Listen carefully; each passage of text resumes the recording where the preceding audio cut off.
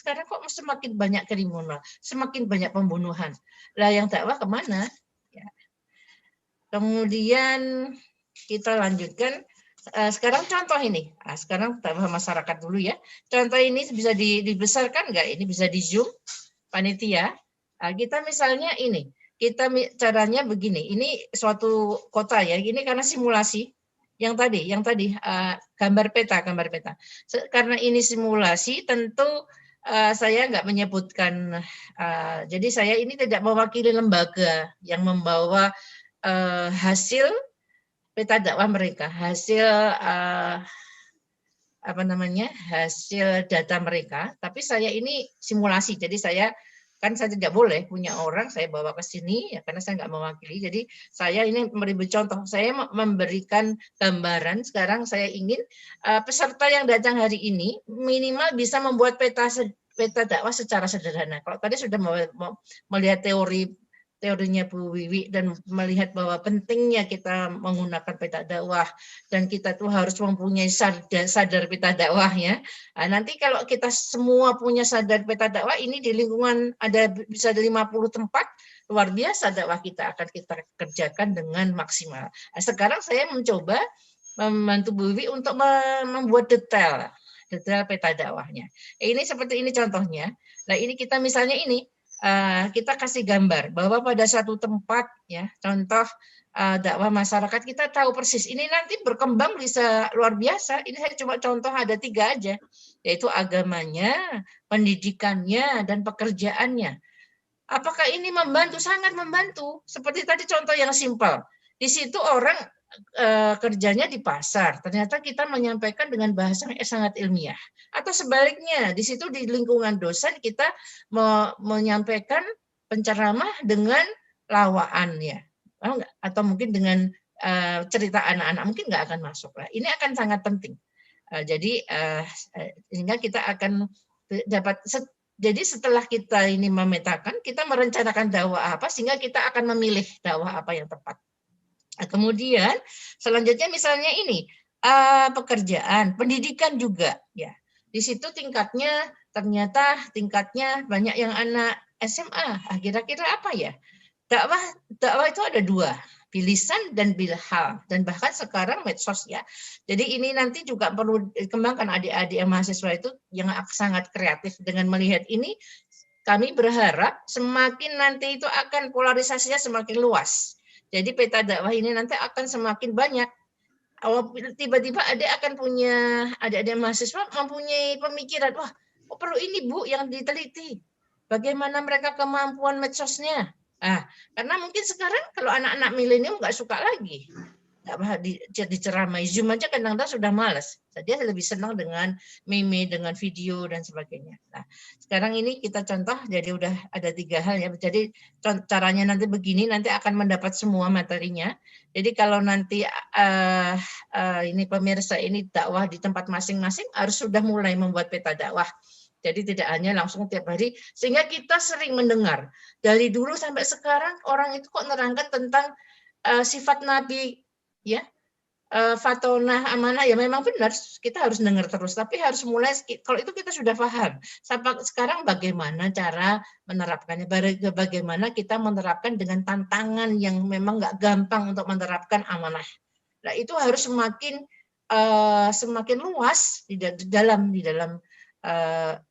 analisa tentang sifat-sifat Nabi. Tapi kalau kita datang sehingga kadang-kadang nggak ada kurikulum yang jelas ya, kita dengarkan di sini sama, dengarkan di sana sama. Karena itu masing-masing nanti harus mempunyai kurikulum. Dengan kita melihat kayak gini kurikulum bahwa di sini pembahasannya masalah akhlak. Akhlak itu dibahas 6 bulan sampai dalam, habis itu selesai, jangan bahas akhlak lagi. Akhirnya kita akan seperti Mbak Wiwi tadi bisa menuju masyarakat yang madani yang kafah menjalankan semua perintah Allah.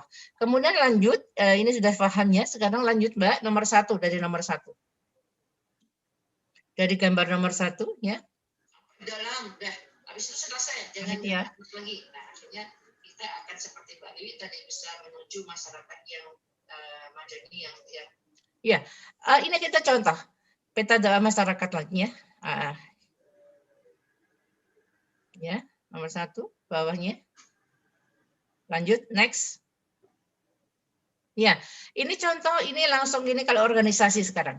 Contoh simulasi peta Muhammadiyah. Ini misalnya Jogja ini. Nah, saya kasih ini kenapa ada tandanya hijau? Oh, di situ belum ada tandanya karena nanti kalau hijau itu artinya semua kabupaten di DIY itu ada Muhammadiyahnya. Nah, dengan seperti ini kita akan dakwah lebih tepat. Oh, kalau gitu kita tinggal meningkatkan kualitasnya, ya.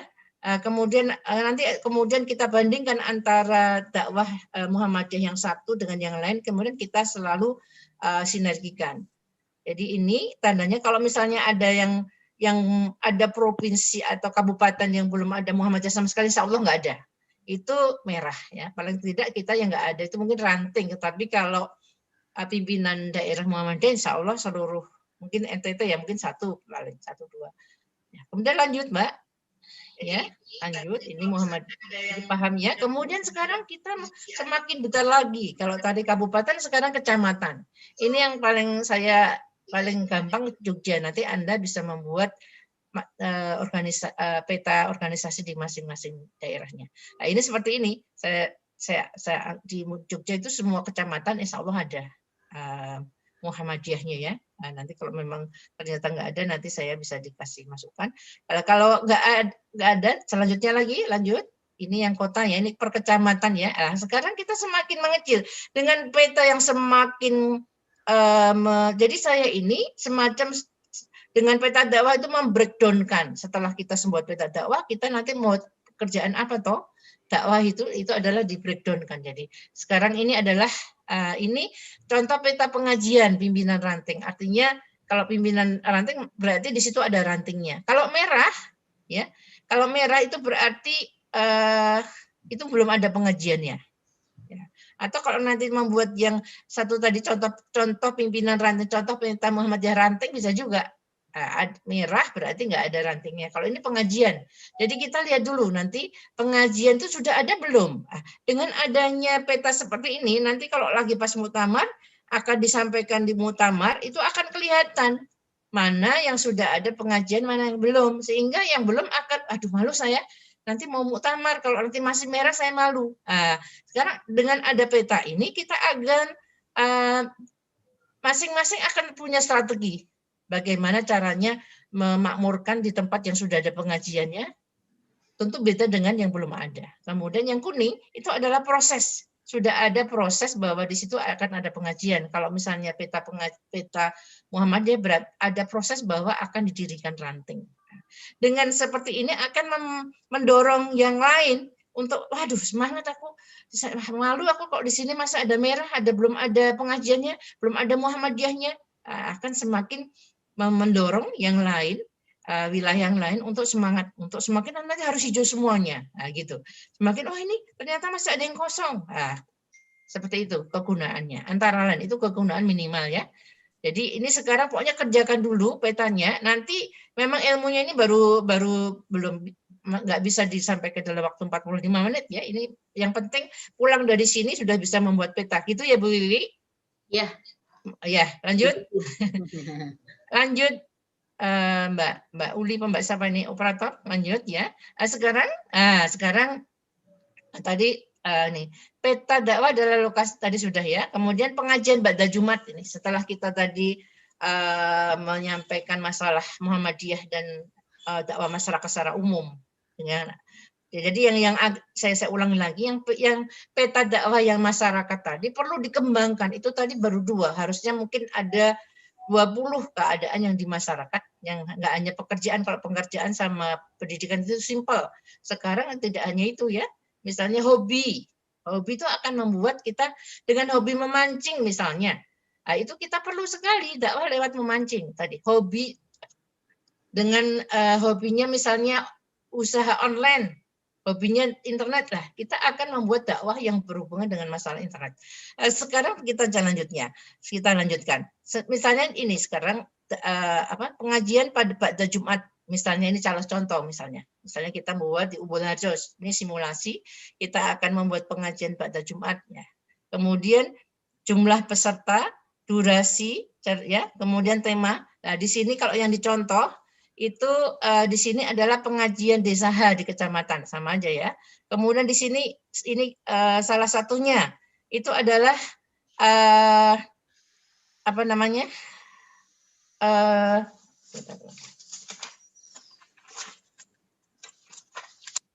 Frekuensi pengajian per bulan. Nah, setelah kita tadi sudah tahu di situ ada pengajian atau enggak, sekarang pengajian itu kita teropong lagi dengan peta dakwah, kita potret lagi sekarang ini dengan peta yang lebih, istilahnya kalau lebih fokus, kita zoom lagi, ya, kita zoom lagi bahwa oh ternyata pengajian di situ frekuensinya per bulan baru sekali. Nah, nanti kalau misalnya Muhammadiyah ketemu di Mutang, aduh malu di sana itu sudah 3 kali. Nah, misalnya akhirnya memacu ke yang lain. Kalau ini kan ada 2. Kalau Muhammadiyah kan jaringannya ini sudah kuat. Kalau ini kadang-kadang masing-masing pengajian kan tidak tanggung jawab, misalnya masjid tidak ada tanggung jawab kemana. Nah, karena itu tetap harus membuat peta ini, misalnya ini. Kemudian pendidikan peserta pengajian tadi sudah saya ulang-ulang ya, bahwa kita akan menentukan tema apa yang cocok untuk istilahnya apa tadi, Mbak? Mabdu. Ya. Kemudian selanjutnya mubalik muwallihatnya yang sudah mengikuti pelatihan. Kalau di Muhammadiyah ada pelatihannya, di Aisyah juga ya.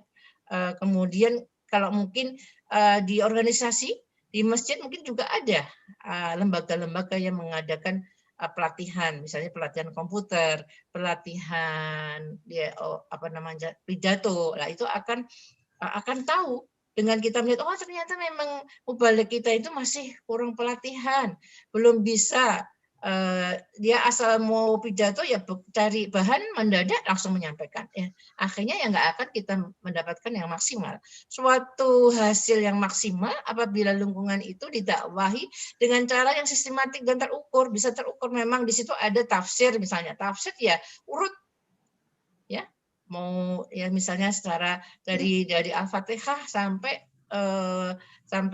Anas, kemudian dikasih misalnya dari Al-Fatihah itu misalnya secara tahlili, istilahnya dalam Muhammadiyah dalam majelis tarjih ada secara tahlili itu dari tema Al-Fatihah itu temanya apa saja. Soalnya kalau kita bilang soal tema, mungkin secara umum tema perempuan itu ada di surat ini lebih susah, lebih luas. Tapi dari Al-Fatihah itu ada berapa tema, itu sudah ada, bisa dilihat di tafsir ya, tafsir Tanwir. Ya. Kemudian durasi pengajian, itu perlu. Oh, durasi pengajian di sini 2 jam. Setelah kita kumpulkan ternyata itu melelahkan. Nah, dengan kita melihat seperti ini, detail ini akan mendapatkan nanti suatu bentuk dakwah yang menarik, yang memang betul-betul tepat sasaran. Jadi dakwah, saya ulang lagi, tidak hanya bilisan ceramah, tapi juga bilhal. Tadi seperti dicontohkan Bu Wiwi, kita di pasar, bagaimana itu sangat sekali. Kita dapat isyarat dari Nabi, kalau masuk pasar itu tangan kaki kiri. Itu artinya sangat penting banget untuk didakwahi. Nah, karena di situ tempat yang memang mungkarnya banyak sebetulnya. Mungkin secara nggak langsung itu mungkarnya banyak. Lanjut, Mbak.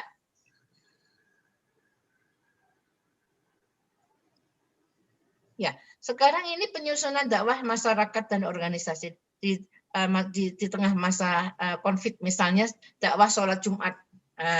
Misalnya sholat Jumat, dengan sholat Jumat kita bisa melihat pertama ini kalau di peta ini adalah contoh yang ada masjidnya. Jadi daerah itu ada yang kalau yang hitam itu artinya di situ nggak ada masjid ya. Kemudian kalau hijau itu ada masjid. Kemudian kalau yang ini apa namanya, yang hijau itu bawah itu ada masjid. Nah, kemudian kalau kuning itu masih ada proses mau dibuat masjid. Jadi kalau yang merah itu tidak Jumatan maksudnya. Kalau yang merah itu tidak ada Jumatan ya. Nah, karena itu dengan kita melihat ini pada masa ini, kita mau Jumatan kemana kira-kira yang ada masjid? Terus kita segera membuat brosur, menyampaikan ke masyarakat kalau mau ke masjid ke sini. Nah, ini penting sekali dengan adanya peta dakwah kita akan bisa bergerak cepat. Kalau enggak kadang-kadang ya itu sebelum ada sekarang ini Muhammadiyah mengadakan Jumat daring ya. Sekarang ada Jumat virtual. Itu akhirnya ada yang mungkin 6 bulan di rumah terus nggak sholat Jumat. Nah, dengan adanya peta dakwah kita akan tahu, oh di situ ada masjid yang Jumatan. Lanjut Mbak. Selanjutnya, ya sekarang ini adalah tadi contoh Jumatan ya. Kalau sekarang contoh peta masjid ini ada yang di suatu kecamatan, ada yang ada masjidnya, ada yang tidak ada masjidnya, dan juga ada yang masjid itu sedang dibangun, mau dibangun. Nah, dengan ini kita akan, berarti dengan adanya daerah yang belum masjid, ada masjidnya, kita perlu sekali dakwah bil halal ke sana, biar orang tertarik dengan Islam, akhirnya membuat masjid. Lah, seperti ini sepertinya sederhana. Peta dakwah seperti ini apa tuh? Kok peta cuma gambar-gambar?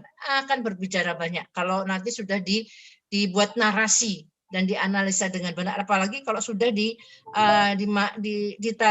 dibuatkan tabel ya, karena kuantitatif itu akhirnya akan tabel itu akan menunjukkan angka-angka, itu akan membuat kita lebih jeli di dalam berdakwah ya. Jadi ini sepertinya sepele tapi sangat berarti. Dengan adanya misalnya di situ proses masjid, oh barangkali kita sekarang ini selama ini kita salah kalau kita ada sumbangan ke masjid ini terus, ternyata daerah itu yang masih kuning itu yang perlu sumbangan, mari kita alirkan sama-sama lah. Dengan adanya seperti ini akan ada masyarakat yang bisa menggalang dana secara bersama-sama untuk mana yang perlu dibantu. Bukan kadang-kadang satu masjid itu terus yang dapat bantuan masyarakat dari seluruh Indonesia ya, sehingga sampai surplus. Tapi ada yang sama sekali kering, nggak ada dananya. Dengan seperti ini, makanya banyak sekali. Dengan peta dakwah itu banyak, bisa 1000 langkah yang bisa kita lakukan. Jadi ini nggak bisa memang disampaikan dalam 45 menit ini ya. Jadi saya cuma pengen pulang dari acara ini, Anda semua, baik mahasiswa maupun pelaku dakwah ini, langsung pengen buat. Dan sekarang udah tahu caranya kan, caranya membuat peta. Pengen dulu, nanti setelah itu kita bicarakan lagi, karena ini bisa harus bertemu berkali-kali ya. Kemudian, dan insya Allah Anda bisa belajar, jadi banyak sekali kalau mau belajar tentang peta dakwah di Google juga ada ya, meskipun masih minim. Selanjutnya Mbak. Ya, sekarang kemampuan sekarang ini yang kemampuan interaktif orang Islam dengan Al-Quran di masjid. Misalnya misalnya ini contoh nih, masjidnya ini juga simulasi ada nih, masjidnya belum ada. Jadi karena saya memang harus karena saya nggak neliti langsung, saya juga tidak boleh fiktif. Jadi ini adalah simulasi saja. Penyusunan dakwah masyarakat dan organisasi. Peta dakwah adalah lokasi atau tempat berlangsungnya suatu kegiatan, tadi sudah saya bahas ya. Ini dengan bagaimana kita mengetahui kemampuan interaktif orang Islam dengan Al-Quran ya. Selama ini kan Al-Quran cuma dibaca, setelah membaca Al-Quran, sifat-sifatnya nggak seperti yang ada di dalam Al-Quran. Setelah sholat, begitu salam, Assalamualaikum, kita mendoakan agar keselamatan, tapi habis itu dia dengki. Kemudian dia malah memfitnah, padahal barusan dia ngomong Assalamualaikum, mudah-mudahan kamu selamat. Jin didoakan, orang sekitar didoakan. Nah, itu karena Islam belum betul-betul dilaksanakan sesuai kolbunya ketika dia sholat, ketika dia baca Al-Quran. Nah, lama-kelamaan nanti kita harus mempunyai pemahaman yang sama bahwa Al-Quran itu betul-betul orang mengerjakan sesuatu itu rujukannya Al-Quran. Bukan dibalik, kalau dia mempunyai kepentingan langsung cari-cari Al-Quran mana yang cocok, ya bukan begitu. Kemudian caranya bagaimana? Membentuk tim pengumpul data primer dan sekunder seperti jumlah ya, kemudian beragama Islam, kemudian kemampuan interaksi dengan Al-Quran ya. Jadi kita membentuk ada tim yang mengumpulkan ya, mengumpulkan misalnya siapa yang punya kemampuan di dalam masjid itu, misalnya nggak usah jauh-jauh ya, dalam lingkungan masjid itu yang memang betul bisa ngaji berapa, yang sudah bisa tahsin, dia mengaji bisa iqra, bisa ngaji tapi bacaannya belum benar, yang sudah tahsin berapa, yang belum berapa. Kemudian yang paham dia memang sebetulnya kalau kita mengaji itu tahu artinya, itu sangat minim. Karena itu yang paling pokok diusahakan mulai kecil itu minimal dia sholat itu, bacaan sholat itu tahu artinya, sehingga dia mengaji sholat itu tidak seperti baca orang lain itu membaca mantra karena dia betul-betul artinya, karena sholat itu doa. Ketika dia bilang ihdinas siratal mustaqim, dia menghayati bahwa anak kecil itu saya tunjukkan ya Allah ke jalan lurus. Begitu selesai sholat, saya harus di jalan lurus. Jadi mulai kecil itu pemahaman Al-Quran itu harus betul-betul dipahamkan sampai dia itu sampai senang beragama Islam. Kemudian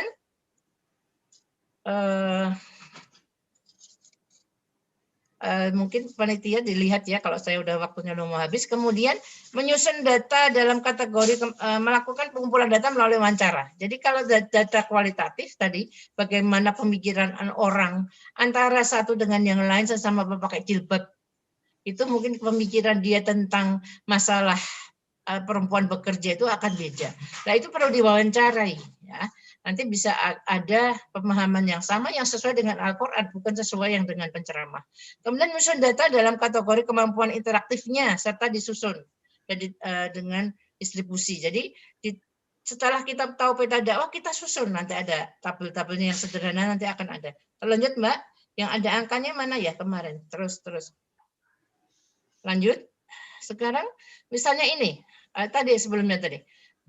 Yang sebelumnya ini yang saya terangkan tadi ini ya, ini data kualitatif. Ada kualitatif itu relasi untuk bekerja sama melaksanakan dakwah ya.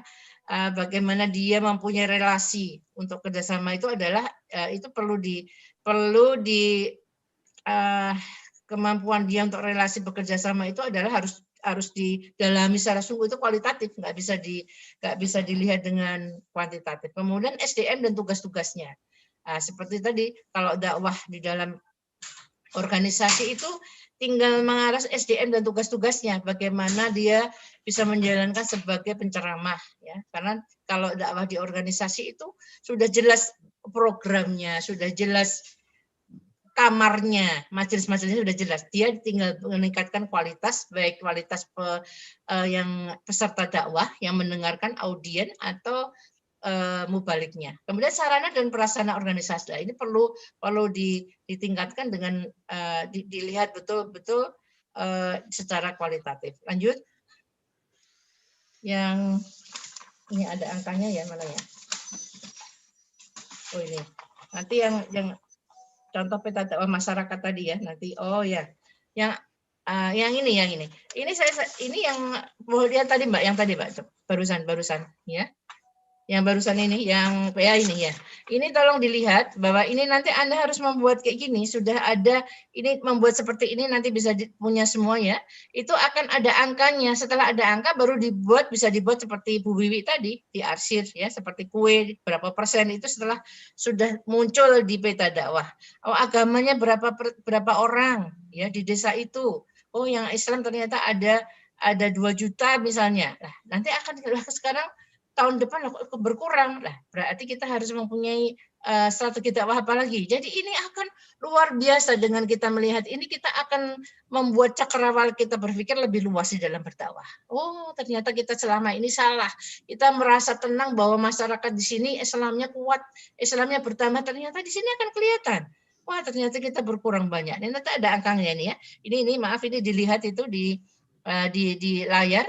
Itu misalnya yang masjid, yang agama Islam jumlahnya berapa, yang Kristen berapa, yang Buddha berapa, kemudian yang Hindu berapa. Pendidikan juga gitu, yang S3 berapa, S2. Ini akan luar biasa nih, kepentingan sepertinya sepele. Karena wah di sini ternyata banyak dokter itu dia harus bermanfaat. Ide-ide dia harus kita manfaatkan, kita kejar misalnya. Itu salah satu contoh. Kemudian pekerjaan juga begitu. Tadi sudah saya ulang-ulang tadi. Jadi ini muncul. Jadi Anda nanti harus tidak hanya sekedar memetakan, tapi langsung muncul pada angka-angka. Mungkin saya kira sudah cukup waktunya. Nanti akan kita perdalam di tanya jawab ya.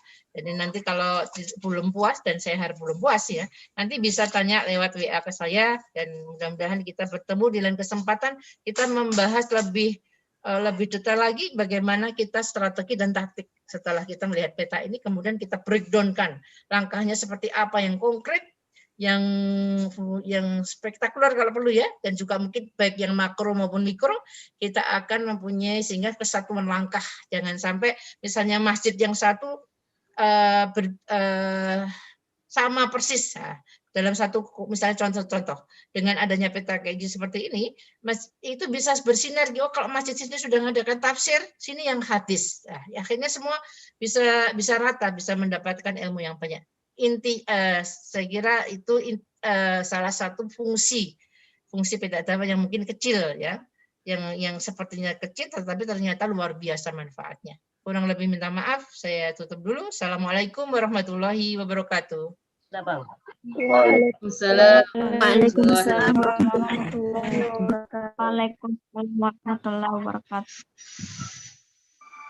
Baik, kepada peserta, ini pemaparan dari dua narasumber kita pada hari ini. Dan selanjutnya kita melangkah ke sesi tanya jawab.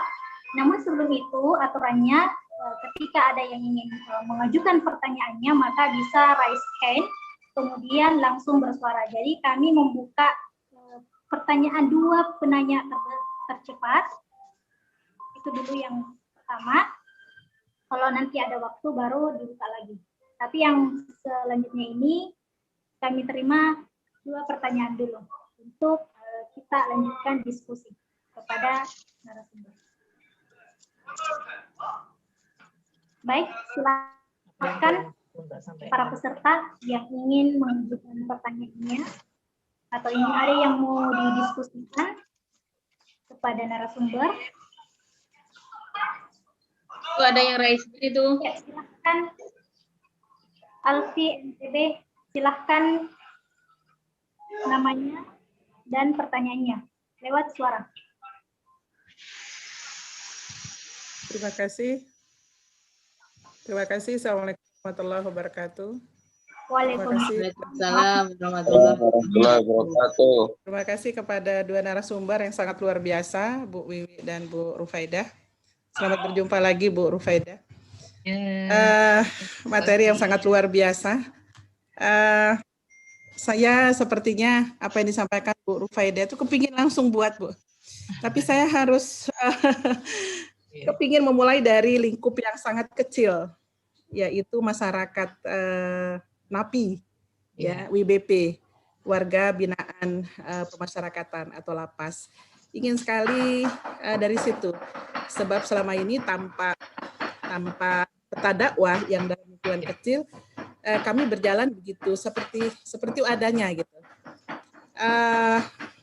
Sedikit saya sampaikan sebelum merujuk kepada pertanyaan, mohon maaf kepada para peserta yang lain. Kami mengikuti alur dakwah di lapas itu mulai dari bagaimana meluruskan akidah, bagaimana fikihnya, bagaimana ibadah. Nah, seperti itu.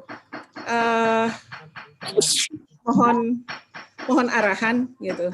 Mohon arahan dalam lingkup lapas yang jumlahnya tidak banyak, hanya sekitar 100 lebih orang.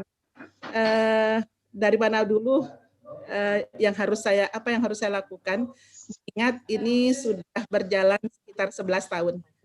Mohon nanti Bu Wiwi maupun Bu Rufaidah untuk memberikan saya masukan. Dari mana dulu saya harus melakukan untuk bisa membuat peta dakwah, karena mengingat persoalan yang dihadapi oleh WBP kami itu terlalu kompleks gitu. Bahkan ada yang balik lagi, dan ini mungkin seperti apa strateginya ya agar bisa tersampaikan gitu, tidak menjadi sia-sia materi atau bisa jadi nggak nyambung karena begitu kompleks persoalan yang melatar belakangi mereka.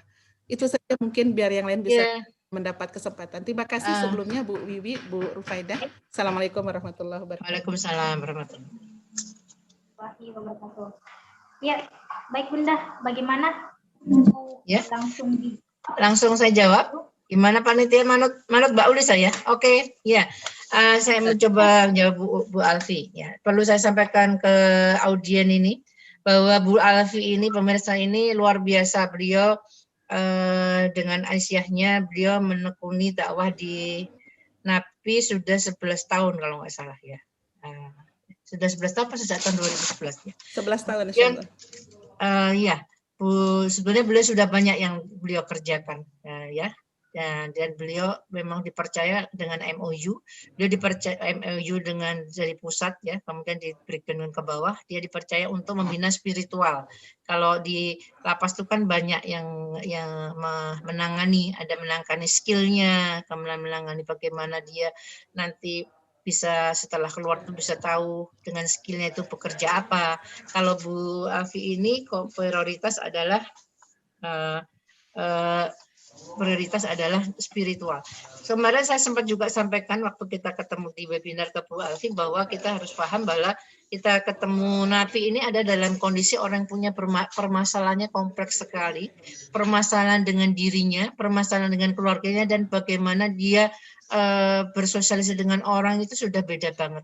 Nah, kemudian jadi aspeknya adalah 3 yang perlu dilihat ya dari sikap Napi itu adalah kemudian adalah dia sebagai dirinya itu permasalahannya sampai mana, itu harus memang dengan harus ada pengukuran yang jelas itu.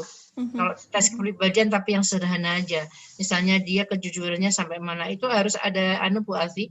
Jadi kita memetakan dia pribadi, juga memetakan sosial, itu dia posisinya itu sekarang bagaimana. Misalnya dia tadi kejujuran itu kiranya nilainya berapa. Kemudian bagaimana dia itu antipati atau empati dengan orang itu berapa. Itu akan menentukan. Itu termasuk juga, kalau ini kualitatif Bu. Jadi bagaimana orientasi dia terhadap dirinya dan terhadap orang lain itu kualitatif Bu Alfi, itu perlu didalami dengan itu data kualitatif. Kemudian kalau yang lain kita harus melihat membedakan dulu kan, semua kan di Napi itu kan beda-beda kasusnya, ada yang mencuri, narkoba, membunuh, pemerkosa, ya itu tentu caranya beda-beda. Nah, itu dikelompokkan juga. Kita harus punya panduan Bu Alfi, misalnya untuk yang mencuri itu kira-kira apa yang penting dulu kita sampaikan, amanah misalnya.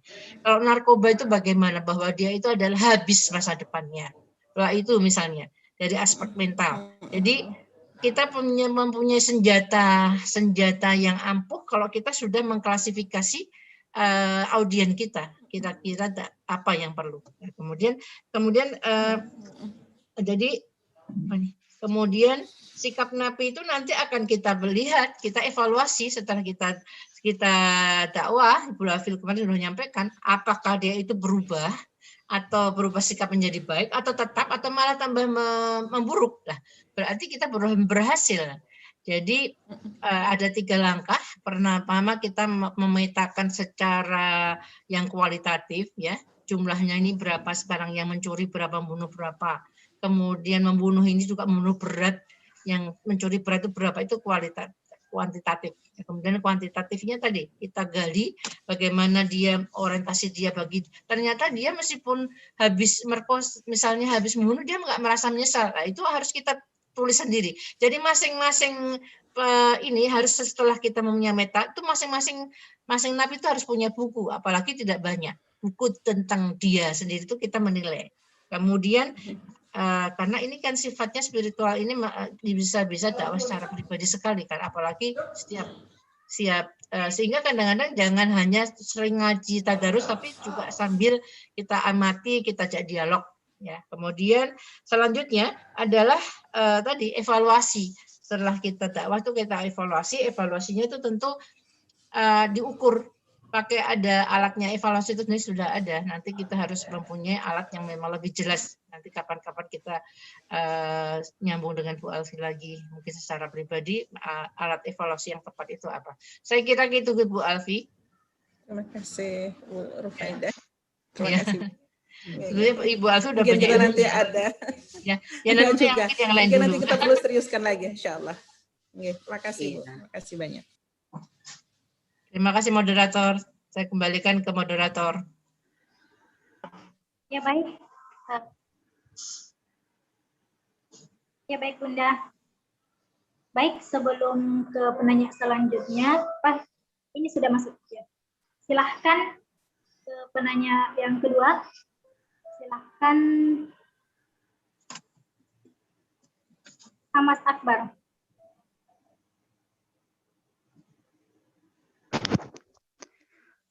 Baik, Taib, bismillahirrahmanirrahim. Memberikan pertanyaan. Menyampaikan. Bismillahirrahmanirrahim. Assalamualaikum warahmatullahi wabarakatuh.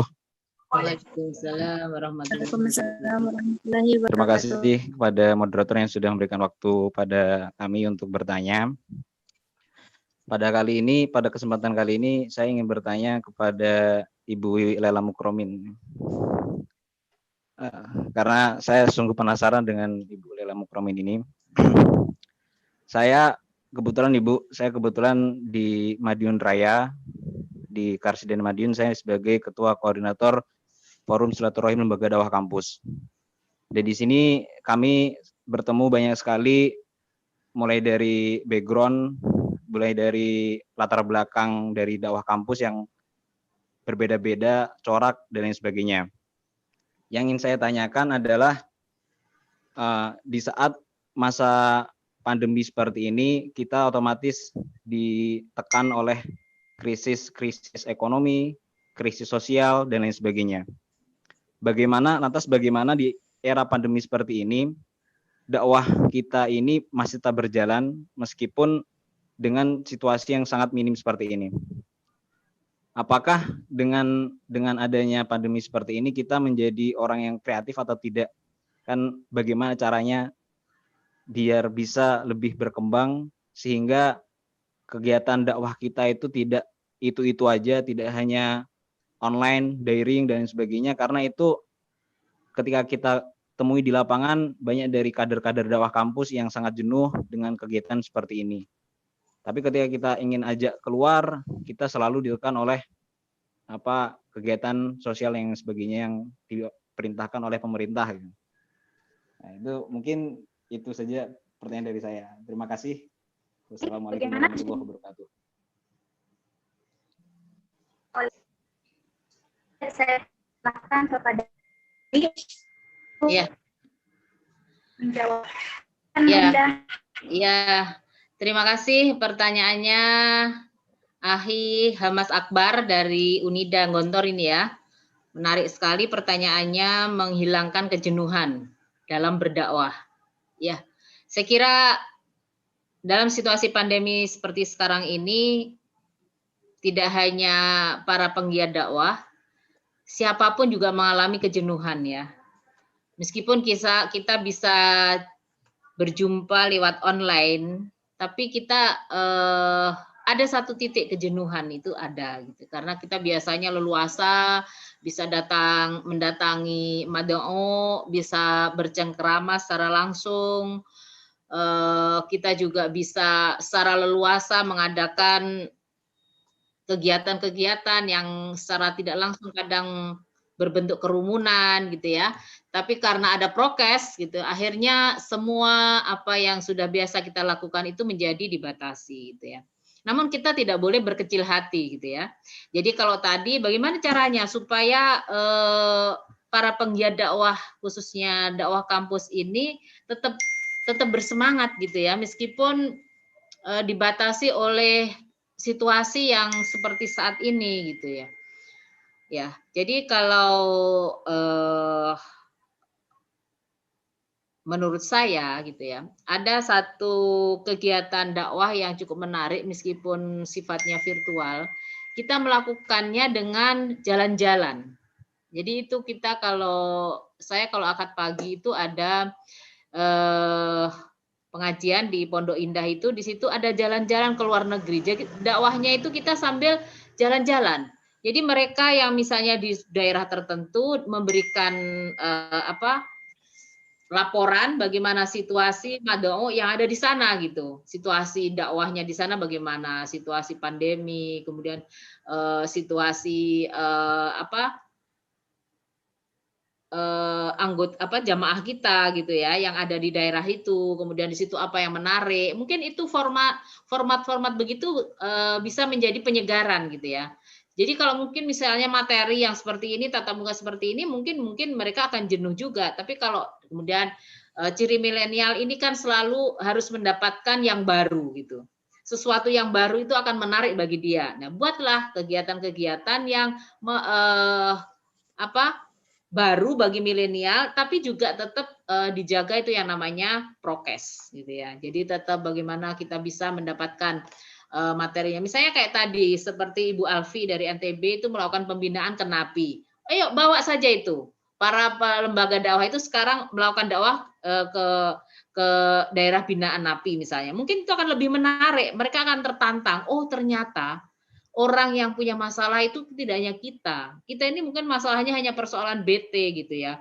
Tidak bisa ke kampus, tidak ketemu teman, tidak ketemu dosen, tidak bisa leluasa ke sana kemari, nongkrong-nongkrong gitu. Tapi ada yang lebih parah lagi mempunyai masalah di sekitar kita ini, para napi gitu ya. Contohnya para napi itu. Nah, kalau ibu-ibu Aisyah tadi itu sampai sudah 11 tahun melakukan pembinaan, mungkin ini bisa menjadi inspirasi juga bagi para penggiat dakwah kampus tadi gitu ya, melakukan dakwah di NAPI. Dan itu akan lebih bagus satu penggiat satu napi gitu ya. Dan itu melakukan perencanaan secara detail, di manage gitu ya. Kemudian ada controllingnya juga gitu. Jadi misalnya ada napi yang belum bisa sholat, sampai bisa sholat. Kemudian kalau bisa sudah sholat, bisa mengaji gitu ya. Kemudian kalau sudah bisa sholat, bagaimana sholatnya itu menjadi berkualitas. Nah, sholat yang khusyuk dibina, pokoknya terus dibina secara terus-menerus gitu. Ya mau tidak mau memang kita harus jumpa karena napi nggak pakai Zoom mungkin ya. Tapi akhirnya kita kan bisa keluar. Nah, jadi ini mensiasati kan tadi kan BT kalau pakai Zoom terus ya. Akhirnya bisa keluar, mendatangi napi, di situ terjadi dialog. Akhirnya kita juga berpikir, oh ternyata masih banyak orang yang punya masalah yang lebih kompleks dibanding masalah ke-BT-an kita gitu ya. Jadi itu selalu diberikan ide-ide yang menarik gitu ya, menarik khususnya menarik cara berpikir kaum milenial ini supaya dia tertarik untuk menangani persoalan-persoalan bangsa ini. Dan sekarang mungkin kalau misalnya sekarang sudah ada misalnya kayak baru-baru kejadian peta kaum teroris ya, ada di beberapa tempat. Ya kita bisa saja itu nanti misalnya kita menemukan indikasi salah satunya misalnya seperti dipetakan itu, kita datangi mereka, kita lakukan pembinaan, dialog gitu ya. Mungkin kalau pemerintah belum bisa melakukan pembinaan, bahkan cenderung membinasakan dengan langsung ditembak mati, kita lebih kepada dialog, pembinaan gitu. Karena ini termasuk persoalan-persoalan dakwah yang saya bilang tadi lebih kepada gerakan nahi mungkar. Nah, arahkan pada gerakan nahi mungkar. Kalau misalnya yang amar ma'ruf bagi dia ini udah agak jenuh begitu-begitu terus formulasinya, bagi-bagi sembako, sementara untuk mencari bantuan sembako juga masyarakat banyak yang kesulitan gitu ya. Carilah sekarang kita memberi peluang untuk memberi solusi pada persoalan-persoalan mad'u kita. Salah satunya ya ke tempat lapas mungkin, atau mungkin di situ ada warga yang kira-kira butuh perhatian secara khusus gitu. Kalau mahasiswa kan kalau masalah finansial mungkin terbatas gitu ya, tapi kalau masalah pemikiran gitu ya, masalah ide, saya kira tidak akan pernah ada batasnya gitu. Jadi tetap semangat dan silahkan lebih membuat formulasi yang menarik. Nah, sehingga kaum milenial ini tetap semangat berdakwah meskipun dalam situasi pandemi. Dan yang jelas tetap harus menjaga kesehatan. Itu yang paling utama. Saya kira itu mungkin moderator. Ya, mungkin saya bisa menambah Bu Bibi. Iya, silakan Mbak Ida. Saya menambah untuk Mas Akbar. Ini ada hal yang menarik dilakukan untuk mahasiswa, membuat peta yang sangat banget diperlukan, yaitu kita memetakan tentang pekerjaan du'afa. Misalnya dalam lingkungan Anda itu ada berapa pengasong, ada berapa pemulung, ada berapa tukang parkir, kemudian penghasilannya rata-rata per bulan berapa. Nah, kemudian dipetakan, dengan memetakan itu kita nanti suatu saat kalau kita ada orang yang mau memberikan dana, kita sudah tahu apa namanya, peta dakwah kita. Oh Pak, kalau mau nyumbang ke sini, ini memang sangat perlu kita bisa dihubungkan dengan dalam penggalangan dana sangat diperlukan. Ya, kadang-kadang yang mau nyumbang itu banyak sekali sebetulnya, tetapi kadang-kadang dia tidak tahu persis saya mau nyumbang manfaatnya untuk apa, mana daerah yang dibutuhkan. Karena itu sangat-sangat penting sekali mahasiswa memetakan keadaan ekonomi, memetakan tadi di pekerjaan. Jadi saya sampaikan bahwa dalam pekerjaan itu adalah ada definisi konseptual dan ada definisi operasional. Misalnya di dalam pemetaan, kalau definisi konseptual pekerjaan itu adalah yang dilakukan seseorang secara permanen di dalam menambah penghasilan ya, yang dengan pekerjaan itu akan ada penghasilan. Kemudian operasionalnya akan terdiri dari pekerjaan itu ada pegawai negeri, kemudian guru dan sebagainya. Tetapi yang kita fokuskan adalah sekarang ini untuk pada saat pandemi ini adalah yang punya pekerjaan yang sangat mikro. Nah itu yang harus kita garap Mas Akbar, itu akan menarik ya, karena kita akan bisa memetakan, nanti kita akan bisa ketemu penyandang dana, dia akan tertarik sekali. Wah, ternyata luar biasa mahasiswa di Universitas Muhammadiyah ini, karena sudah punya peta detail. Oh, ternyata penghasilannya di bawah 500.000 sebulan itu ada. Nah, ini mereka tidak akan sungkan-sungkan untuk menggelontorkan dana. Saya kira itu Mbak tambahannya, karena itu penting sekali, karena sering kita merasakan kita problemnya dana, tapi sebenarnya dana itu banyak kalau kita tahu caranya. Terima kasih. Moderator, terima kasih Mas Akbar. Moderator, silakan.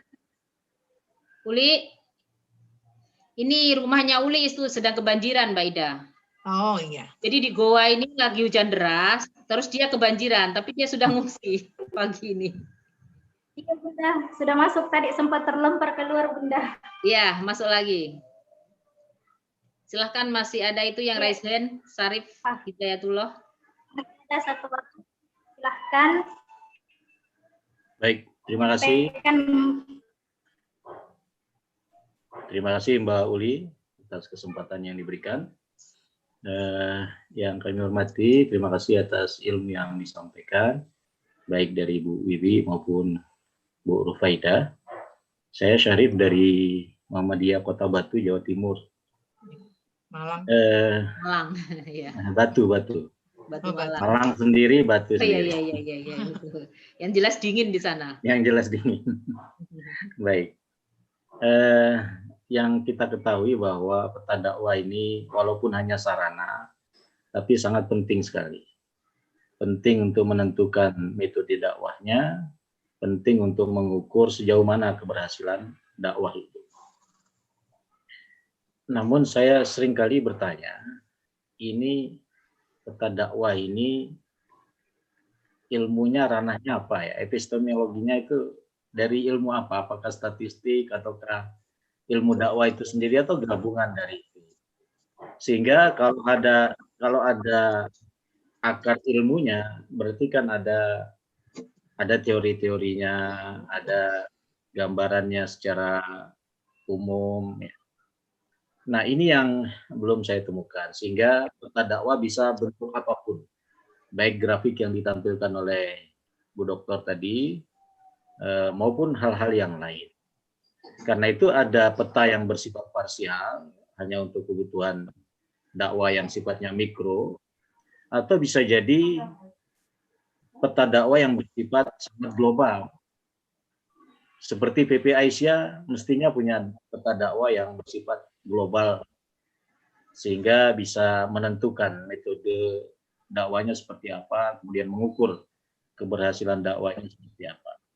Nah, kalau tadi ditampilkan kasus Jogja oleh Bu Dokter, itu lebih bersifat peta dakwah yang parsial ya. Tadi ada kajian Al-Quran di masjid tertentu. Kemudian didefinisikan bahwa peta dakwah itu tempat berlangsungnya kegiatan dakwah. Padahal kalau kita ingin melihat kepentingan peta dakwah itu tidak hanya pada aspek adanya kegiatan dakwah di suatu tempat. Termasuk adalah tantangan apa yang ada di masyarakat itu juga bisa menjadi konten dari peta dakwah. Karena penting juga mengetahui apa sih tantangan dakwah di suatu tempat itu. Karena kalau hanya memaparkan tempat berlangsungnya dakwah saja tanpa menampilkan konten tantangannya akan agak rumit atau tidak tepat untuk menentukan metodenya dan mengukur keberhasilannya. Jadi saya kira pemahaman saya saat ini belum ada teori khusus atau ranah ilmu mana untuk membuat peta dakwah itu. Jadi bisa saja sekreatif pendakwah itu sendiri. Apakah dia tergabung di institusi tertentu, lembaga keagamaan tertentu, itu bisa membuat ragam peta dakwah sesuai dengan keadaan di masyarakat. Tapi kalau dari kedua narasumber ada informasi bahwa sebenarnya ada ranah ilmunya, maka ini akan menjadi tambahan wawasan yang baru bagi kita semua. Terima kasih. Assalamualaikum warahmatullahi wabarakatuh. Waalaikumsalam warahmatullahi wabarakatuh. Warahmatullahi wabarakatuh. Baik, saya persilahkan kepada Bunda untuk menjawab. Silakan Bunda. Siapa jawab? Saya dulu ya. Ya, silakan. Ya, Pak Sarif ya, Pak Sarif dari Batu. Saya sampaikan bahwa masuk dalam perencanaan dakwah dan manajemen, jadi masuk dalam pada ilmu metodologi dakwah. Tadi kalau Bapak tadi melihat itu tidak hanya tempat Pak, tadi ada yang kualitatif yang ada gambar bulatan tadi Mbak bisa ditampilkan lagi. Itu antara lain adalah dakwah yang tidak pemetaan. Pemetaan tadi memang ini kan begini Pak Sarif. Ini saya memang identitas saya sebagai anggota, tapi saya sekarang ini tidak sebagai orang PP. Jadi saya ini sebagai pribadi memberikan terutama awalnya ini adalah kemarin kan mau nyampaikan khusus untuk mahasiswa awalnya. Untuk mahasiswa Universitas Muhammadiyah. Jadi memang yang saya bawa ini adalah dakwah mikro, makanya petanya mikro karena yang dibutuhkan Bu Wiwi awalnya adalah bagaimana mahasiswa ini ketika KKN atau kembali ke kampung menghidupkan Muhammadiyahnya. Jadi kita memang saya fokusnya ke situ. Jadi ini nanti memang harus dalam perencanaan dakwah itu nanti akan ada dakwah makro sehingga peta pun global. Nanti akan ada ilmunya dan petanya juga saya insya Allah siap ya. Jadi kalau ini memang kenapa sekarang ini mikro karena sesuai dengan permintaan dari panitia awalnya adalah masuk di dalam saya sebagai guru sebagai dosen tamu pada mata kuliahnya Bu Wiwi yang audenya hanya mahasiswa awalnya adalah konsen pada dakwah mikro, yaitu untuk menghidupkan lingkungan dakwah di tempat KKN dan ketika dia kembali ke Muhammadiyah di daerahnya. Saya kira itu. Jadi ini kembali ilmunya adalah manajemen dakwah. Ya, kalau di FAI ada manajemen dakwah dan metodologi penelitian dakwah. Jadi anak dari maksudnya turunan dari ilmu metodologi penelitian. Karena kan itu bisa dijabarkan dengan variabel, dengan indikator, ya. Dan nanti kita bisa kita kembangkan secara metodologi dan mungkin suatu saat menjadi ilmu metodologi tersendiri. Kalau sekarang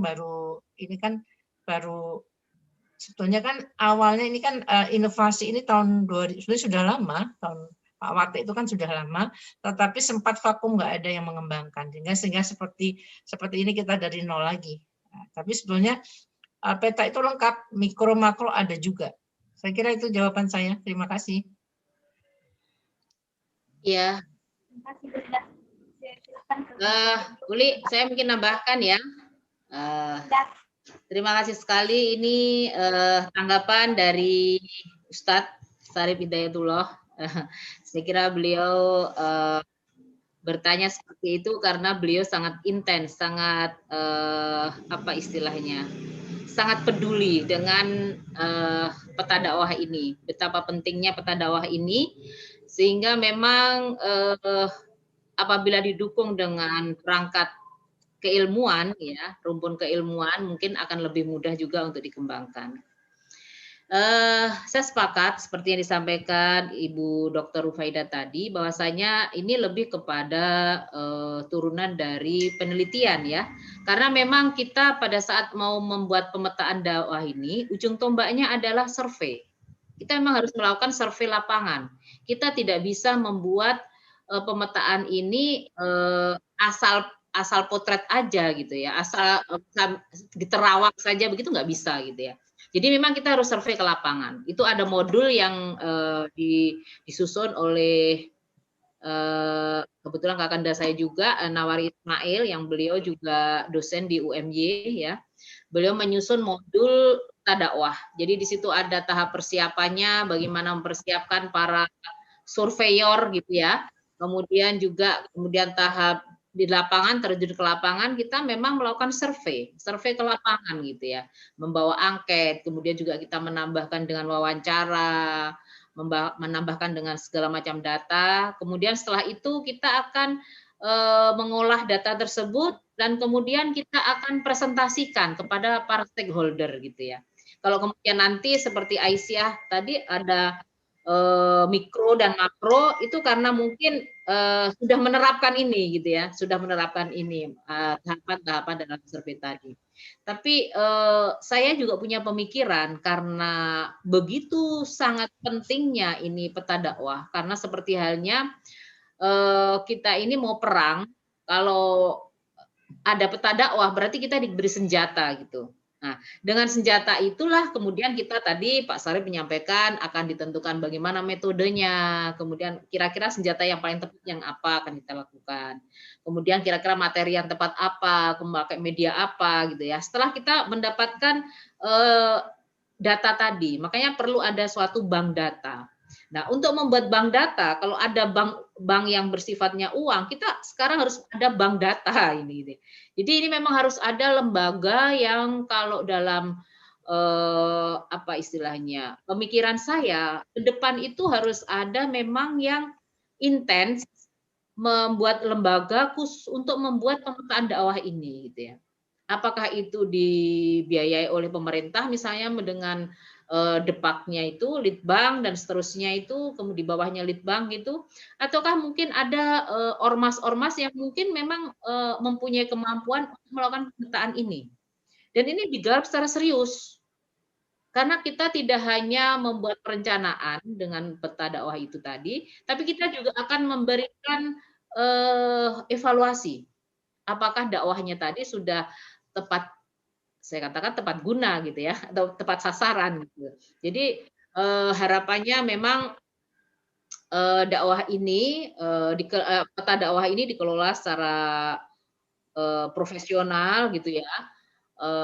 Kalau sekarang sering ada survei misalnya Kak, survei menjelang pilkada itu ada quick count dan seterusnya. Ini peta dakwah itu nanti ya harapannya bisa seperti itu juga gitu ya. Jadi bisa kita membuat detail-detail termasuk isu-isu yang sekarang sedang apa istilahnya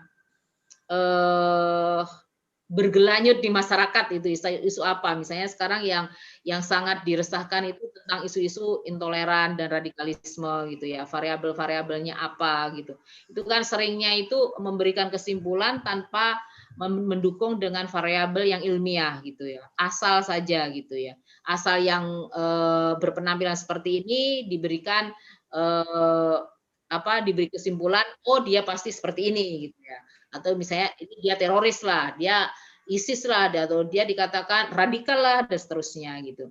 Jadi saya sepakat sekali seperti usulnya Pak Sarip tadi, akan lebih bagus lagi kalau memang kita ada rumpun ilmunya. Dan memang sejauh ini adalah masih banyak yang ide yang masih dibilang masih embrio gitu ya, karena saya lihat tidak semua kampus yang ada fakultas dakwahnya itu memberikan materi ini, ada mata kuliahnya ini, khusus lebih fokus kepada peta dakwah. Paling mereka memberikan monitoring dakwah atau mungkin manajemen dakwah, lebih ke arah sana gitu. Sedangkan mata kuliah yang spesifik memberikan peta penyusunan dakwah seperti yang kayak di KPI Albir ini mungkin masih sedikit ya, karena kemarin saya share di Askopis itu banyak sekali yang mereka tidak mempunyai mata kuliah itu gitu ya. Jadi memang kita dari situ kelihatan sekali kalau kita menggarap dakwah ini memang belum profesional betul gitu ya, atau katakanlah belum terlalu ilmiah, meskipun kita sudah memasukkan keilmuan dakwah ini sebagai suatu ilmu baru gitu ya, dengan epistemologi baru kita masuk ke dalam sosial agama, ilmu sosial keagamaan sudah masuk ke situ, tapi nampaknya penggarapannya, itu implementasinya ke masyarakat itu masih setengah-setengah gitu ya. Belum melakukan tahapan-tahapan yang secara serius digarap gitu ya. Dimonitor, kemudian diberikan kontrol juga atas perkembangannya dari waktu ke waktu, itu belum nampak itu di masyarakat. Nah, harapannya kalau dengan di kami KPI Unismu ini membuat makul seperti ini, semoga itu merembet juga nanti di kampus-kampus, khususnya kampus-kampus Muhammadiyah gitu ya. Minimal mereka semua punya pemetaan dakwah. Minimal pemetaan dakwah kalau kita sih kalau di KPI kita maunya bisa menjadi bank data di Indonesia Timur gitu. Jadi kalau mau cari peta dakwah tentang Indonesia Timur, udah datang aja ke KPI. Harapannya kita seperti itu Mbak Ida ya, maunya kalau kita idealinnya. Amin, amin. Nah, nanti kalau misalnya seperti Pak Sarif Hidayatullah gitu, kalau saya mau tahu peta dakwahnya Batu, Malang, saya tinggal datang aja ke Pak Sarif gitu misalnya. Misalnya seperti itu gitu ya. Jadi kita nanti ada jaringan yang bisa apa istilahnya menyambung ini situasi ini sehingga betul-betul kita menggarap dakwah ini enggak sepotong-potong gitu loh. Bahkan kadang karena kalau misalnya kita menggarap dakwah yang tidak serius, yang kasihan itu juga mad'unya. Gitu. Mereka berbenturan, bahkan kadang ada ustadz ini mengatakan boleh, ustadz ini melarang. Nah, itu malah berbahaya gitu. Akhirnya alah daripada begitu lebih baik nggak usah gitu. Lebih yang kesimpulan begitu yang repot gitu ya kadang. Jadi Bu Wiwi, ya, bagaimana? saya boleh usul, Bu? Ya, silahkan Pak Sarif. Ini kan tadi disampaikan bagian dari mata kuliah ya. Iya. Mudah-mudahan usul saya ini tidak memberatkan mahasiswa. Kita tahu bahwa mahasiswa sekarang ini kan akrab dengan IT. Bagaimana kalau Bu Wiwi selaku dosen mata kuliah ini ya paling tidak memberi tugas kelompok untuk menghasilkan aplikasi peta dakwah. Sehingga kedepannya bisa dimanfaatkan oleh minimal ranting Muhammadiyah atau cabang Muhammadiyah Aisyah. Sehingga itu hasil dari Unismu, KPI, PAI, UMN. Ini semoga tidak memberatkan. Ya, memang begitu Pak, tugas kita. Tugasnya mahasiswa ini membuat peta dakwah memang. Bahkan skripsinya pun saya dorong dia pakai judul peta dakwah. Nggak usah karena mereka kan ke lapangan tuh 1 tahun, Pak. Mereka ke masyarakat 1 tahun daripada berpikir lagi ilmu komunikasi atau media lain, model dakwah lain yang dihadapi di masyarakat ya peta dakwah udah lebih baik buat aja peta dakwah. Jadi memang kita lebih mengarahkan ke sana gitu karena memang idealisme kita punya bank data tadi. Nah, jadi kalau penjenengan misalnya saya mau ke mana ini misalnya ke Tugu Kajang gitu ya. Nah, di situ sudah ada bagaimana peta dakwah Tugu Kajang itu seperti apa gitu. Sehingga suatu saat mau memberikan materi di situ bisa lebih tepat gitu. Oh, di sana yang dibutuhkan seperti ini misalnya.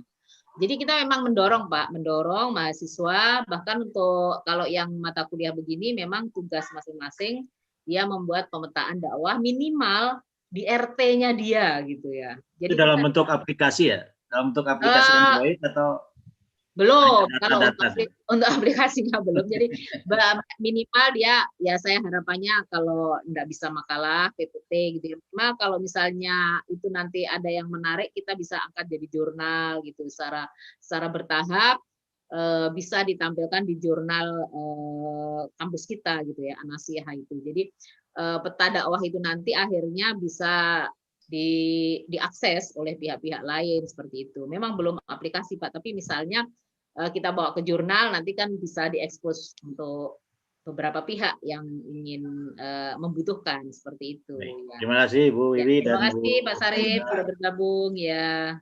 Apa? Syukron kasir.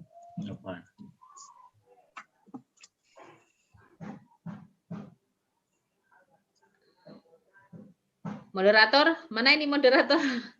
Kasihan moderatornya suka terpelanting. langsung Bunda. Lagi tanya.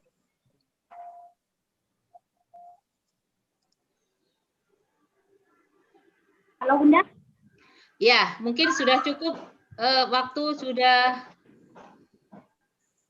closing statement Ya. mungkin dari Bapak Kaprodi. Oke Bunda. Baiklah, kita melanjut ke acara selanjutnya, yaitu mungkin ada closing statement dari Ayahanda Dr. Abbas LCMA, bisa memberikan kesempatan. Ya, baik.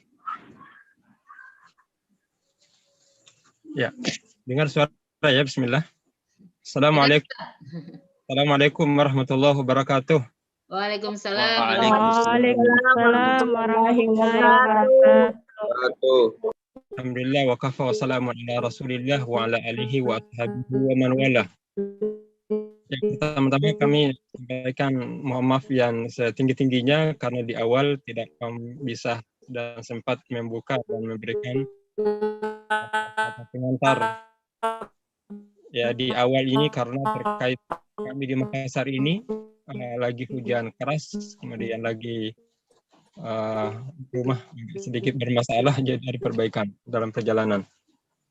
Baik, yang pertama saya sampaikan alhamdulillah hal yang mungkin aku sampaikan yang pertama terkait dengan acara kita webinar pagi ini menjelang siang hari ini, senang bersuah bersama dengan calon-calon penghuni surga. Mereka ini adalah yang disilahkan oleh Nabi SAW, atba'ul ummah. Mereka yang memikirkan akan kemaslahatan umat dalam kehidupan. Rasulullah SAW sebagai Nabi memiliki tugas utama ya sebagai dai, sebagai duat. Sehingga secara khusus kami sampaikan banyak terima kasih dan apresiasi kepada dua narasumber kita yang luar biasa. Yang pertama dari Ibu Dr. Rufaidah Sitawati, anggota Majelis Tablik Pimpinan Pusat Asia yang ada di Yogyakarta, beliau alhamdulillah, dan Ibu Wiwi Lala Mukramin, SAG MPDI. Dan Anda sekalian yang telah menginisiasi kegiatan webinar ini, saya kira ini merupakan salah satu hal yang dapat memperberat timbangan amal kita. Dan salah satu bukti bahwa dalam dakwah ini ada keseriusan dalam upaya menyelamatkan umat diri kita ini dari hal-hal yang bisa membinasakan mereka di dunia maupun nanti akhirat. Itulah dakwah sebenarnya. Dakwah itu adalah hathun nasi alal khair, al-amru bil ma'ruf, wal nahyu 'anil munkar, bistikhdamil wasa'ili al-munasibah liyafuzu fid dunya wal akhirah. Jadi dakwah itu adalah mengajak manusia, berarti siapa saja manusia yang ada di muka bumi ini adalah objek dakwah kita. Dan manusia beragam sehingga membutuhkan pengetahuan tentang manusia itu sendiri. Ya. Amar ma'ruf, kemudian ada nahi munkar dengan menggunakan media, ya, media yang sesuai. Untuk apa mereka kita dakwai? Liyafuzu fid dunya wal akhirah. Agar mereka berjaya di dunia dan akhirat. Itulah tujuan dakwah kita. Manusia akan dapat penghargaan bukan hanya mampu menyelamatkan diri, tetapi kesuksesan manusia ketika mampu menyelamatkan diri dan orang lain juga. Bahkan keimanan dan keselamatan seseorang itu akan dipertanyakan oleh Allah Subhanahu wa taala kalau dalamnya tidak mampu membahagiakan orang. Karena hakikat dari hidup manusia itu adalah sosial. Bukan hanya sekedar untuk diri sendiri, tetapi kemampuan mentransfer, membagi kebahagiaan yang telah kita miliki kepada orang lain. Nah, kalau kemampuan ini tidak ada, maka ya dakwah yang keimanan yang kita miliki ini itu dipertanyakan oleh Allah Azza wa Jalla. Yang pertama, kemudian kedua, Rasulullah SAW juga bahkan memerintahkan kepada Mu'ad bin Jabal, ya Mu'ad, innaka sata'ti qauman min ahlil kitab. Kamu akan mendatangi nanti ini jadi suatu kaum dari kalangan ahlul kitab. Fa'awwalu ma tad'uhum ilaihi asy-syahadah. Nah, pertama-tama yang kamu sampaikan itu adalah syahadat. Jadi di arahan Nabi SAW di sini menunjukkan bahwa sebelum kita terjun kepada dalam medan dakwah, perlu mur'atu ahwalil mukhatabin istilahnya. Perlu kita tahu siapa yang akan kita dakwai, bagaimana lingkungan dakwah kita, ya, apa potensi yang kita miliki sebagai seorang dai, siapa dai yang berada di wilayah yang akan kita dakwahi. Nabi setelah mengatakan tadi, inna sata'ti qauman min ahli kitab. Kamu ini wahai Mu'ad akan mendatangi satu kaum dari kalangan ahli kitab. Berarti Mu'ad telah mendapatkan peta dakwah awal bahwa yang akan didatangi ini adalah ahli kitab. Maka cara dakwahnya adalah ajarkan mereka syahadat. Nah, setelah itu ketika mereka sudah mampu mengajarkan syahadat, maka a'ilum anna salata anna Allah iftarada alaihim 5 salawat. Nah, kalau sudah mereka mampu bersyahadat, maka ajarkan lagi yang kedua. Ajarkan kepada mereka itu salat 5 waktu. Nah, kalau mereka sudah mampu melaksanakan salat 5 waktu dengan baik, ajarkan lagi mereka cara berzakat. Kalau mereka mampu berzakat, ajarkan lagi yang lain. Nah, ini perlu marahil. Mempelajari medan dakwah itu sangat penting. Ini saya kira mata kuliah penyusunan peta dakwah adalah bentuk implikasi dan perwujudan daripada sabda Nabi SAW tadi ini. Bahwa kita akan mendatangi suatu kaum, yang dimana kaum kita tahu siapa mereka. Bahkan kalau dakwah itu tidak dipersiapkan, ya kita tidak tahu bagaimana keadaan di daerah itu, justru itu akan membinasakan kita sendiri. Bahkan Nabi SAW ketika dalam perang, ada orang yang mau berdakwah, jihad tapi tidak ada persiapan.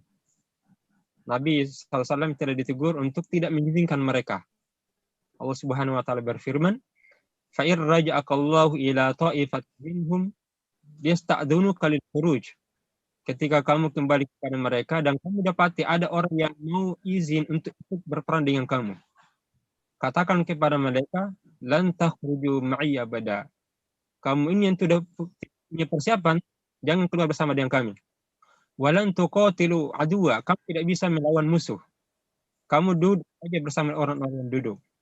Jadi Nabi SAW tahu kalau dia keluar dakwah, tidak punya persiapan, tidak tahu keadaan, justru yang mendatangkan adalah kemudaratan. Nah, kalau seandainya mau berperang, mau berdakwah, ada persiapan. Lau aradu khuruja la'addu lahu iddatan. Kalau mereka memang mau berkeluar untuk berdakwah, pasti ada persiapannya. Tapi karena tidak ada persiapan, fatabbatahumullahu, Allah lemahkan jiwanya.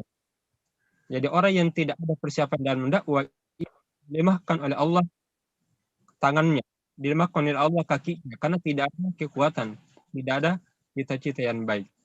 Dan saya akhiri mengatakan firman Allah Subhanahu wa taala bahwa dengan menyusun peta dakwah itu berarti kita telah melakukan suatu komitmen dan ada niat baik. Allah Subhanahu wa taala berfirman, "Laqad radiyallahu 'anil mu'minin id yubayyi'unaka tahta syajar." Allah telah rida dengan orang yang beriman ketika mereka berkomitmen untuk beriman kepada Allah. Fa anzala sakitatan 'alaihim. Kalau Allah sudah tahu, fa'alima ma fi qulubihim, kalau Allah sudah tahu yang ada di dalam hati mereka dan ada kerja-kerja mereka, fa anzala sakinata 'alaihim, lalu Allah turunkan kepada mereka itu ketenangan. Wa asabahum fathan qariba, dan akan memberikan kemenangan yang dekat. Wa maghanima katsiratan ya'khudunaha, dan Allah Subhanahu wa taala memberikan ghanimah yang baik. Dari ayat ini, kalau kita punya strategi dalam dakwah dan mengetahui keadaan para dai duat kita dan mengetahui mad'u, yakin Allah tahu hati-hati kita, maka Allah akan turunkan sakinah, ketenangan. Allah akan membukakan pintu kemenangan yang dekat, dan Allah akan memberikan ghanimah yang banyak. Alhamdulillah. Saya kira demikian. Ini bukan lagi statement closing statement, tapi ya sedikit mengingatkan diri saya, kemudian kita semua betapa pentingnya yang namanya menyusun strategi dalam dakwah. Karena itulah salah satu cara Allah menurunkan sakinah dan membukakan pintu-pintu kemenangannya sangat dekat sekali. Sekali lagi saya ucapkan kepada dua narasumber kita yang berbahagia dan luar biasa pada pagi hari ini, dan para peserta yang join juga semoga, dan terima khusus kepada Nanda panitia yang tergabung di dalamnya. Semoga Allah Subhanahu wa taala mencatat kita dan menjadi rekomendasi untuk bisa bersama dalam surga Allah Subhanahu wa taala. Dan inilah keutamaannya. Siapa yang pernah bersua dalam majelis ilmu, maka semuanya akan menjadi rekomendator, akan mempermudah pertanggungjawaban kita nanti pada hari kiamat insyaallah. Demikian, lebih dan kurangnya mohon dimaafkan. Sekali lagi, terima kasih semuanya. Assalamualaikum warahmatullahi wabarakatuh.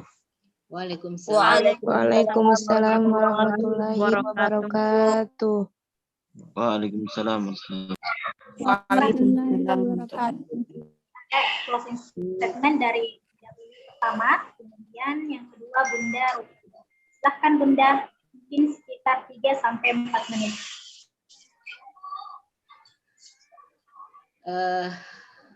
Baiklah.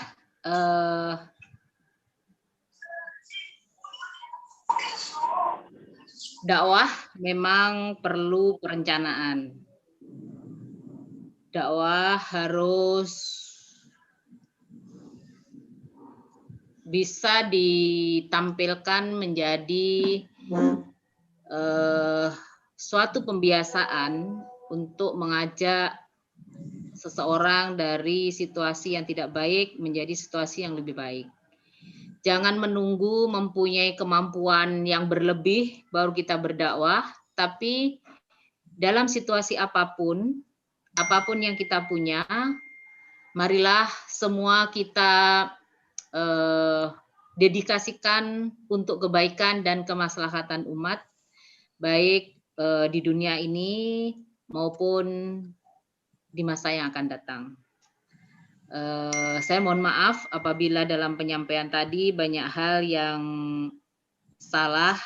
Saya minta dikritik, disampaikan, diluruskan. Tapi kalau itu benar, saya yakin itu datangnya dari Allah Subhanahu wa taala. Akhirul kalam, billahi taufiq wal hidayah. Assalamualaikum warahmatullahi wabarakatuh. Waalaikumsalam warahmatullahi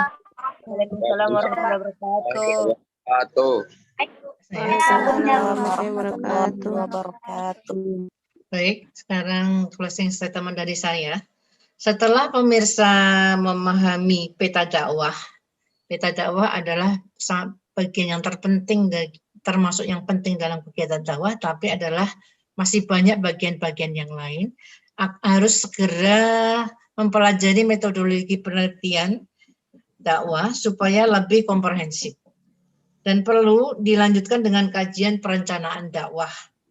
Dan yang paling ujung adalah setelah ada peta dakwah, baik mikro maupun makro, adalah yang paling ujung yang sangat diperlukan adalah manajemen strategik dakwah.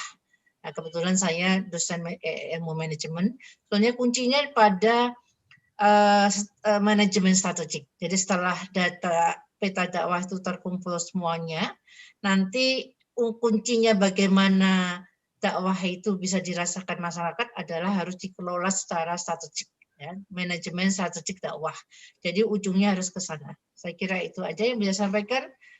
Mudah-mudahan Anda semua tidak puas sehingga Anda semakin energik, semakin heroik dan semakin girohnya tumbuh untuk selalu menolong Allah. Insya Allah Allah akan menolong kita. Kurang lebih minta maaf.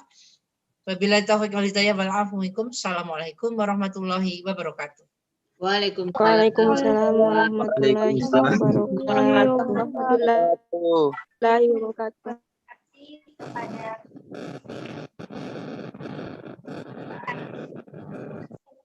Terkait dengan materinya dan juga sesi tanya jawab yang buat kita bisa mendapat kesimpulan bahwa memang terkait dengan penyusunan dakwah di sekitar kita itu sangat perlu strategi, sangat perlu mengetahui terkait dengan konflik yang ada di tengah-tengah masyarakat supaya kita bisa mengambil kesimpulan bahwa ini strategi kita.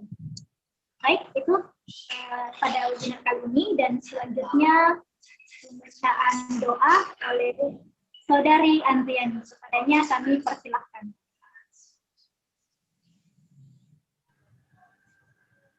Assalamualaikum Waalaikumsalam warahmatullahi wabarakatuh.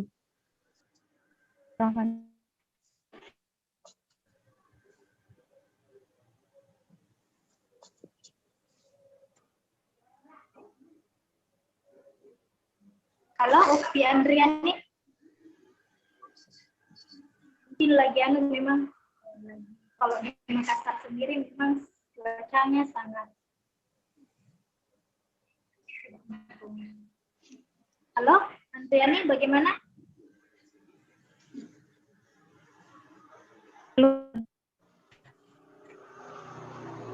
Halo. Oke, jelas ya, silahkan. Ya. Baik, bismillahirrahmanirrahim. Sebelum kita memanjatkan doa, marilah kita tundukkan kepala sejenak, kosongkan pikiran, kosongkan hati, menghadap kepada Allah, agar doa kita diterima di sisi Allah Subhanahu wa Ta'ala. Amin. Alhamdulillahirrahmanirrahim. Wassalatu wassalamu ala asyrafil anbiya'i wa mursalin wa ala alihi wa ashabihi ajma'in, amma ba'd. Amin. Allah, Tuhan yang Maha Penyayang.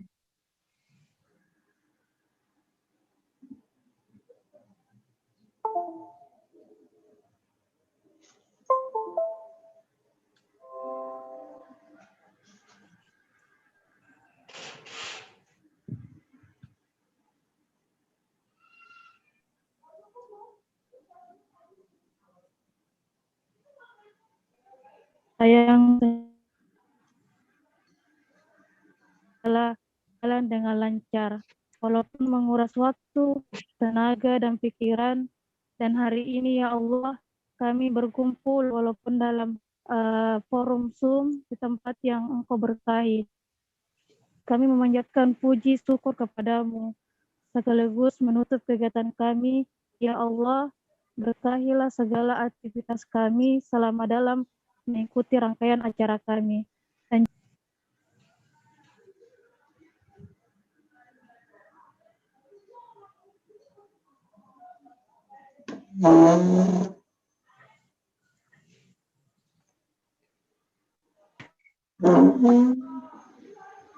untuk itu Allah, tetaplah rahmat dan kasih sayang-Mu kepada kami, dan jadikanlah pertemuan ini sebagai pertemuan yang Engkau ridhoi. Ya Allah, mudahkanlah segala urusan kami, karena tidak ada yang mudah kecuali Engkau jadikan mudah ya Allah. Ya Allah, bukakanlah atas kami pintu kebajikan, pintu berkah-Mu, pintu rahmat-Mu, pintu kekuatan-Mu, pintu rezeki-Mu, dan pintu kesehatan dan keselamatan. Karena Engkaulah yang Maha Pengasih dan Maha Penyayang. Ya Allah, kami berlindung kepadamu dari keraguan-raguan hati dan duka cita, dan kami berlindung kepadamu dari sifat lemah dan malas. Ya Allah, curahkanlah kesabaran atas kami, dan teguhkanlah pendirian kami terhadap cobaan dan kebenaran. Ya Allah, berkahilah semua ilmu yang kami dapat selama kegiatan ini, sehingga kami dapat mengamalkan setelah kami bubar dari kegiatan ini. Sehingga kami bisa menjadi suri tauladan dalam keluarga dan amin. Amin ya Rabbal alamin. Fitnya hasanah, wa fil akhirati hasanah, wa qina azabannar. Subhana rabbaka izzati amma yasifun. Wassalamun alal mursalin walhamdulillahil alamin. Assalamualaikum warahmatullahi wabarakatuh. Waalaikumsalam warahmatullahi wabarakatuh. Kita sudah sampai di ujung acara hari ini, dan saya mengucapkan banyak terima kasih kepada Ayahanda Dr. Abbas Baconto LCMA, kepada Bunda Wiwi Laila Muhammad SRG MPDI, kepada Bunda Faida Sewati, Foto. uang waktunya untuk kita sama-sama kita fokus. Dan kami dari dia sangat banyak sekali mohon maaf yang sebesar-besarnya ketika ada kendala-kendala. Baik, kita tutup dengan mengucapkan hamdalah, istighfar 3 kali, dan doa kafaratul majelis. Alhamdulillahirabbil alamin. Subhanakallahumma bihamdika la ilaha illa anta astaghfiruka wa atubu ilaik. Ya apa sih? Waalaikumsalam warahmatullahi wabarakatuh. Waalaikumsalam warahmatullahi wabarakatuh. Mungkin foto dulu, Di, foto dulu. Foto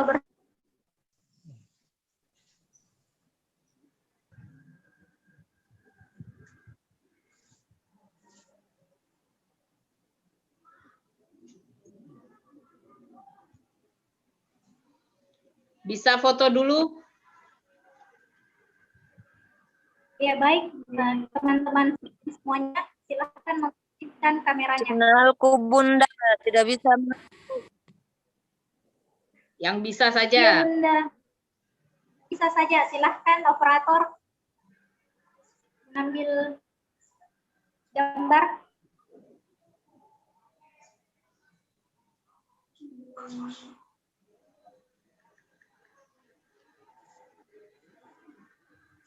Oke, jadi sekali lagi teman-teman yang bisa menyalakan kameranya silahkan, dan panitia moderator silahkan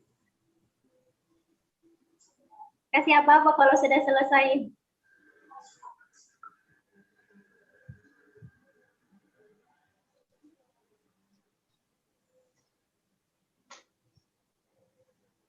Kok enggak ada babanya, enggak ada suaranya, enggak kerasa. Kayaknya luar biasa ini. Fotonya berubah kali kayaknya. Terima kasih, Bu. Ya, syukran Ustaz.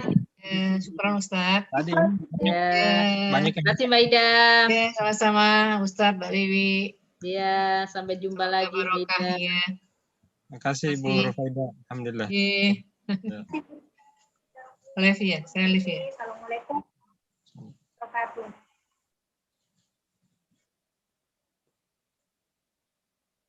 Saya pamit ya. Saya pamit Mbak Wiwi. Monggo Mbak Ida. Ya, assalamualaikum.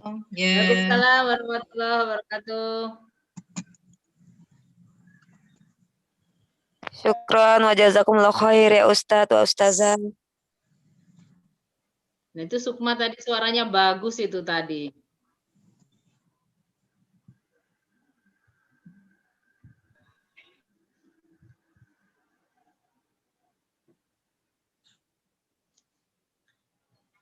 Ya, halo. Masih ada di sini semua? Panitia ya, masih ada di sini, panitia. Masih, Bu. Ya. Sekarang kita makan-makan di tempatnya masing-masing ya. Makan bersama di rumah masing-masing, Bu. Ya, silahkan makan bersama di tempatnya masing-masing, menikmati hidangan yang sudah disediakan mama-mamanya sendiri-sendiri. Iya, jadi mungkin evaluasinya ini tadi Uli ya yang suaranya kurang bagus. Kemarin saya sebenarnya sudah minta opsi moderator yang lain. Tadi Sukma bagus tuh suaranya, Sukma MD. Siapa nangis? Ada babynya yang nangis. Tapi enggak apa-apa, bagus sebenarnya secara keseluruhan udah bagus. Cuma memang ya kebetulan Uli jaringannya karena hujan lebat ya di sana Uli ya. Anu juga Bu, ditambah kapasitasnya ini bukan 100, tapi Bagaimana Ustaz? Ditambah kapasitasnya bukan 100 saja, kan nasional. Nasionalnya 300, 500 ya. Iya, sebenarnya dengan YouTube Ustadz, kita udah bawa ke YouTube. YouTube.